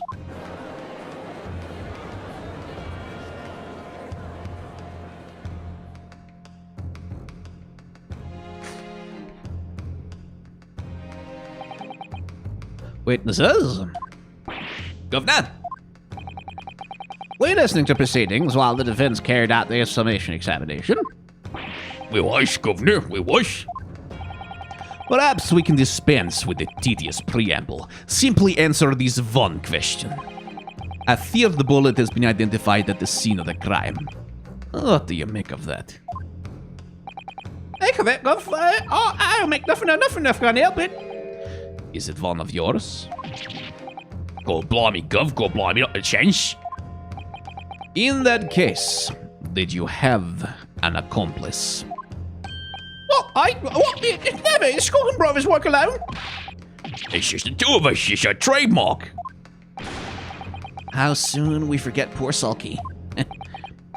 Only 2 of the bullets from the crime scene originated from the firearms we have in evidence. The 3rd bullet was fired from another gun. Where is it? Oh, me. It's just a dead and scratcher. Counsel for the defense. Yes? I should like to hear your thoughts regarding these new developments. The 3rd bullet and the mysterious missing firearm from whence it came. Thinking back over all the testimony we've heard and all the evidence we've seen, I think I'm starting to form a picture. A picture of what really happened that night. My lord, I think it's clear what this 3rd bullet tells us about the Skulkin brothers. They had an accomplice. They absolutely had an accomplice. On that night at Windibank's pawnbrokery, the brothers must have been working with a 3rd man. Well, The witnesses are clearly doing their best to cover up the existence of this accomplice. But the evidence all points to the fact that there was someone else present, someone carrying a gun. Objection!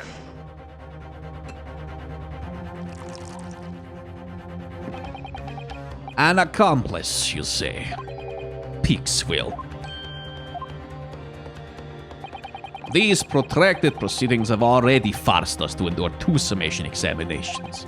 Yet, in all that time, there has been not a murmur of a third man. If this apparently wraith-like being exists, a cart must be shown hard evidence. Without it, this fantasy will be crushed. The prosecution demands answers on 2 counts. Firstly, proof, evidence that this accomplice was ever at the scene of the crime. And secondly, the identity of this spurious character. The Skulkins are lying, I know that. But how can I ascertain the identity of the person they're hiding? Well, counsel? I'm supposed to prove the existence of this accomplice, and reveal the person's identity even. Well, in response to the prosecution's demands, my lord, the defense is ready to present answers. I guess. The defense is ready. I believe I can provide all the answers the prosecution demands. So, my Nibbley's friend, despite the swimming eyes, you seem to think you have something to say. This promises to be interesting. I have to push forward now. There's no other option. I need to blow my nose right now. Because it's tickling, but it won't sneeze. And it's very annoying to have a nose that's tickling and runny, but which will not sneeze. Ah! Fucking hell. I need to use every single piece of evidence available to me, if it'll make a difference. In that case, counsel, I would like to ask you to present the evidence without delay. On the night in question, the moments leading up to the death of the victim, what proof have you that there was a third intruder present at the scene? I mean, that has to be the blood, right? It has to be, because we have this unknown green blood from the music disc and the Winterbank main shop, so it has to be that. Take that! The evidence is right here, in this portfolio. By Jove, that portfolio again, is it? Do you expect the cart to rifle through your papers by itself? Be more specific. You claim one of those blood samples proves the presence of this third intruder. Well, which one is it? So it's on page 1 and 4.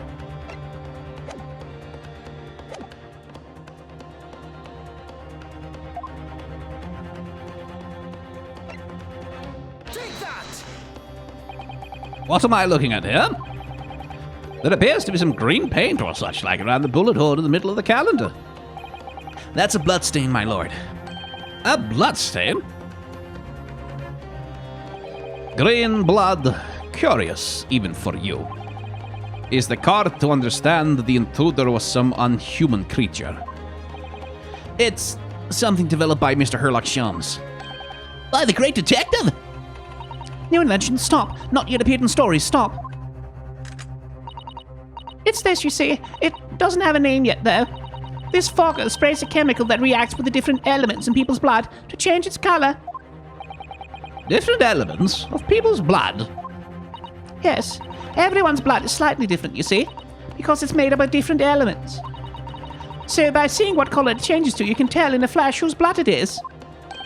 Oh, that brings a whole extra dimension to looking at blood. Talk of blood in courtroom, stop. Very exciting, stop. As an example, this one shows the blood of the victim, Mr. Winterbank. Ah, a striking blue. Yeah, so you see, the green color of this blood stain on the calendar shows that somebody else was shot in the main part of the shop. Oh, you feel either. It could be some unrelated incident, couldn't it? No, it's not unrelated.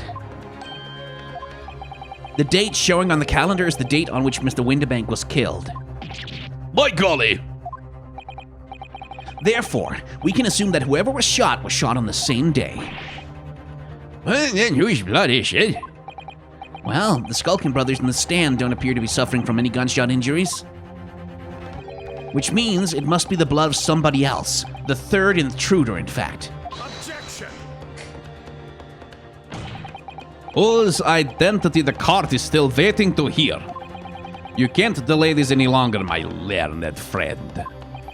Who is this alleged third intruder?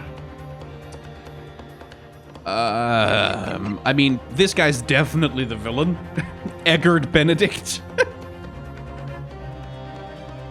Like, it's 110% him, but I don't know how I'm gonna prove it, really, so...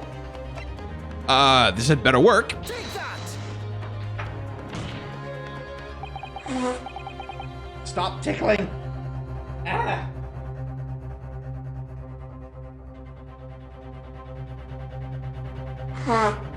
Why is it always when I'm recording?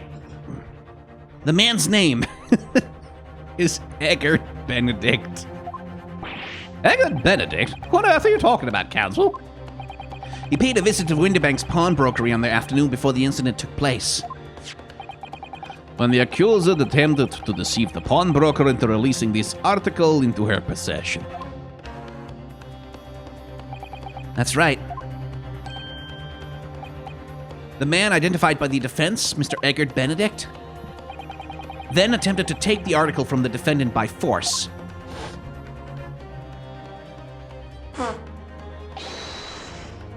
Broker? Yes, sir? I believe this filthy pocket thief has just redeemed an article from you, know? Yes, The article in question belongs to me. I demand for it to be returned at once. That's a lie. What are you trying to pull? Give me back my overcoat, you wastrel. And needless to say, any music box discs, too.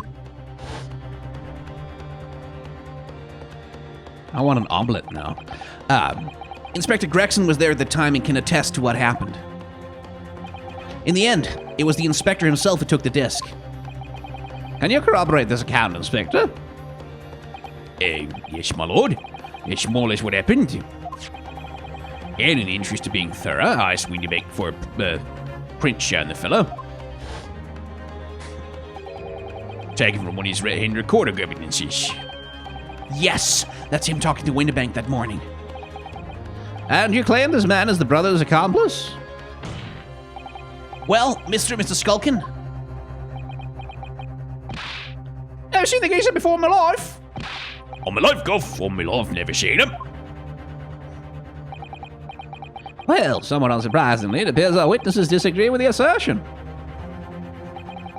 I'm sure your lordship recalls my learned Nipponese friend's actual assertion, which was that he could prove the identity of the alleged accomplice.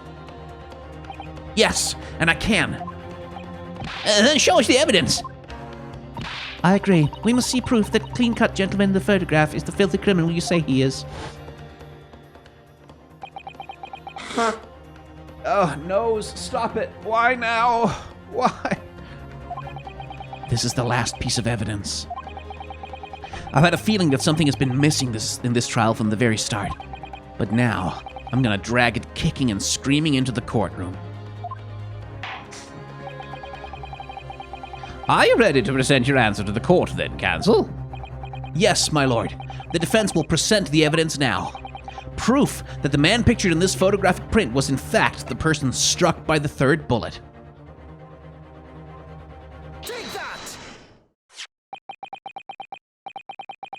As I mentioned before, on the afternoon of the day in question, the defendant attempted, deceitfully admittedly, to reclaim this disc from Winterbank's.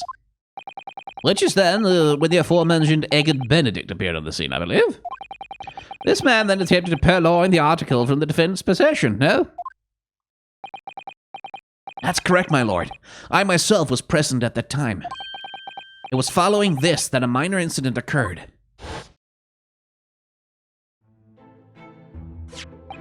But of course, sure. Here's the disc for you. Very well. Then I shall bid you farewell. Say goodbye to style. Wait a minute, that disc. It's mine. What do you think you're doing, you little tramp? You've drawn blood, you filthy animal.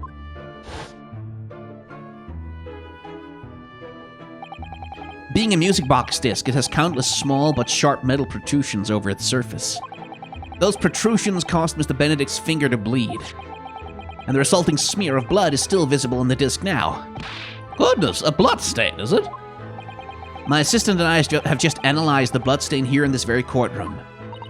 Using my trusty fucker gun. Yes, and we added the result to this portfolio. I say. It's Grin. Oh, who's number 5? It's exactly the same blood around. Nope, that's not the right one. I can't remember. The evidence is conclusive. The man calling himself Mr. Eggert Benedict, who was in Windibanks earlier in the same day, is the accomplice who was present at the scene of the crime that same night. Oh, right, it's the lady with the thing. So there was someone else there. Oh, those two brothers now, they're sweating buckets. Oi, are you talking about? He's boarding in here. My lord, it is the opinion of the defense that Mr. Eggert Benedict should be summoned to the courtroom to testify. It will certainly seem that we can ill afford to ignore this gentleman's apparent presence. Objection! This has gone on long enough now. This flagrant ignorance of the mechanics of the law. Herlock Sholmes, you say? Yes, I've heard the name. The protagonist in a series of short stories for the vulgar classes. A god of detection, or some such. And now you employ chemical substances devised by this fantastical persona in the highest court in the land. Do you expect us to take you seriously? The samples made by this plaything are not fit to be called evidence. So the bloodstain turned the shade of green. What of it? Here's to you successfully proving that no other blood in the world would turn the same color. Well, There it is. And pray do not even think of suggesting that we should take Mr. Sholmes' word for it. Is that right, Mr. Sholmes? I don't know. I mean, he's a great detective. What are you talking about? We can't let him get away with that. Oh, I knew it was coming to this. Of course, Mr. Sholmes' invention isn't going to be recognized by any official body. But what other choice did I have? I'm just remembering what Father Christmas over there said before. About how he was temporarily suspending the summation examination. Ah, In other words, the examination isn't over yet, is it? Good grief, what did you just say, young girl?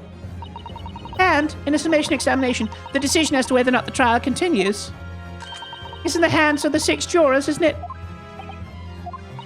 So, the way I see it, it doesn't matter what certain other people think of Hurley's invention.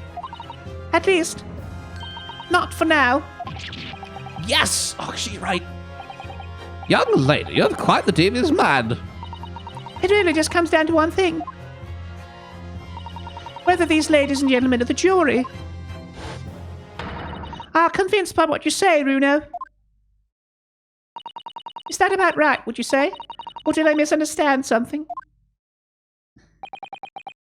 Unbelievable. Mr. Sholmes' partner is a force to be reckoned with. Iris Wilson, sharpshooter. After that shoot precisely the situation from an entirely unexpected source. It must be acknowledged that the previous summation examination has yet to reach its conclusion. This is absurd. Ladies and gentlemen of the jury, the court now looks for you for your final leanings in this matter. As proud citizens of Her Majesty's Britain, I'm sure you will come to fair and just... Yeah. Oh, the British public. Yeah. Sure. Why not? Why not, Mr. Judge? Oh, you are adorable. I'm sure you will come to fair and just conclusions. So, then state your final decisions in turn, please. Not guilty. Not guilty. Not guilty. Guilty. Guilty. Not guilty.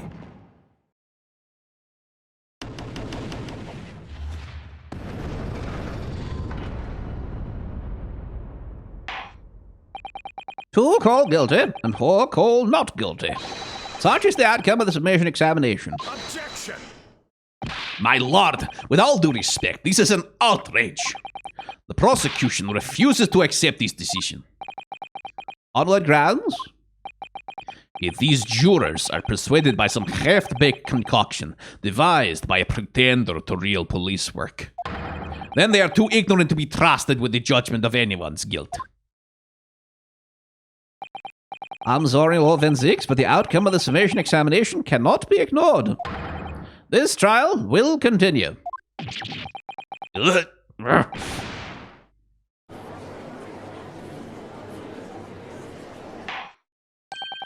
Nevertheless, we find ourselves in a rather awkward situation. The defense has very reasonably requested the subpoena of a new witness. But sadly, I fear that will be impossible. What? The name the gentleman gave himself, Eckert Benedict, is quite clearly false. I don't believe it. I do. Just when I'd managed to prove the man was there that night. Could I say something? Who's talking? Who was that, please? Who spoke? It was me, my lord. Juror number 5? What have you to say, madam? If possible, Inspector, Hey, me, ma'am. I wonder if you might show the photographic print to me again. The one in which the gentleman is shown. Oh, right, yes, this one you mean. Of Mr. Benedict. Yes. There's no doubt in my mind. Juror number 5?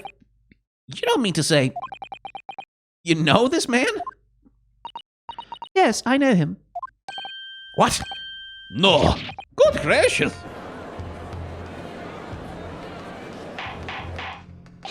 Order, order, order! Juror number 5, how on earth? I'm a communications officer. Stop. As we can clearly see. The gentleman in that photograph is... Stop. Also a communications officer. Stop. He works in my office. Stop. A very talented operator, in fact. Stop.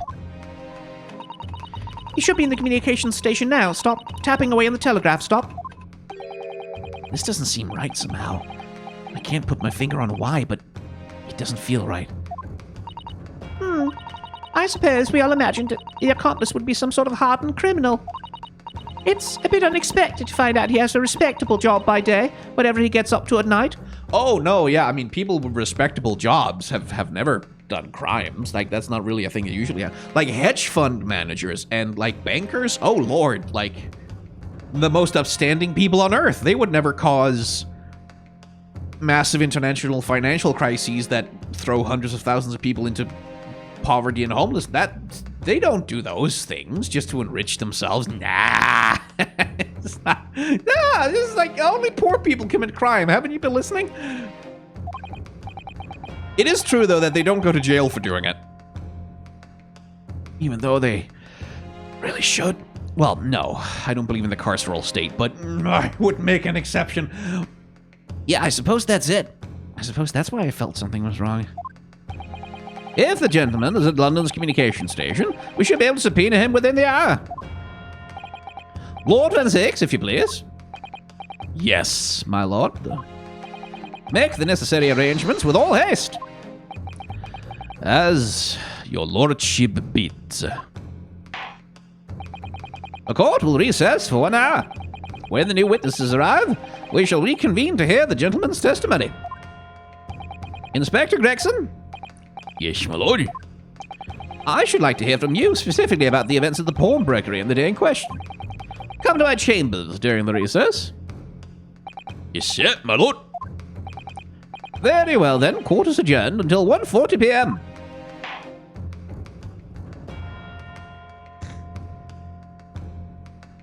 Hey! Almost at 2 hours, as usual.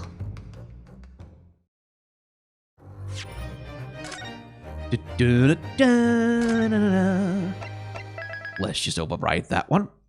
And yeah, things are picking up, and we're finally getting to confront the actual mastermind of the crime. He was pretty obviously signaled as the real bad guy at the very, very start, so it's like, no surprise, but still. Looks like we're finally, like, it's a 3-part trial, this thing. I wouldn't be surprised if it has, like, 4 parts. But if you want to see that, you're gonna have to like, comment, and or subscribe, because that's how you know when new episodes are coming out on the channel. Or you can become a member, and you'll get to see this thing early before it goes live for anyone else, if you want that. This is a thing you can do. I also have a Patreon, a merchandise store, and a tip jar. You can use them if you want to. You do not have to. Thanks for watching. Remember to wear a mask and wash your hands. Yeah, still, after 2 years, still. Try to make the world better for other people, and have solidarity with those who are worse off than yourself.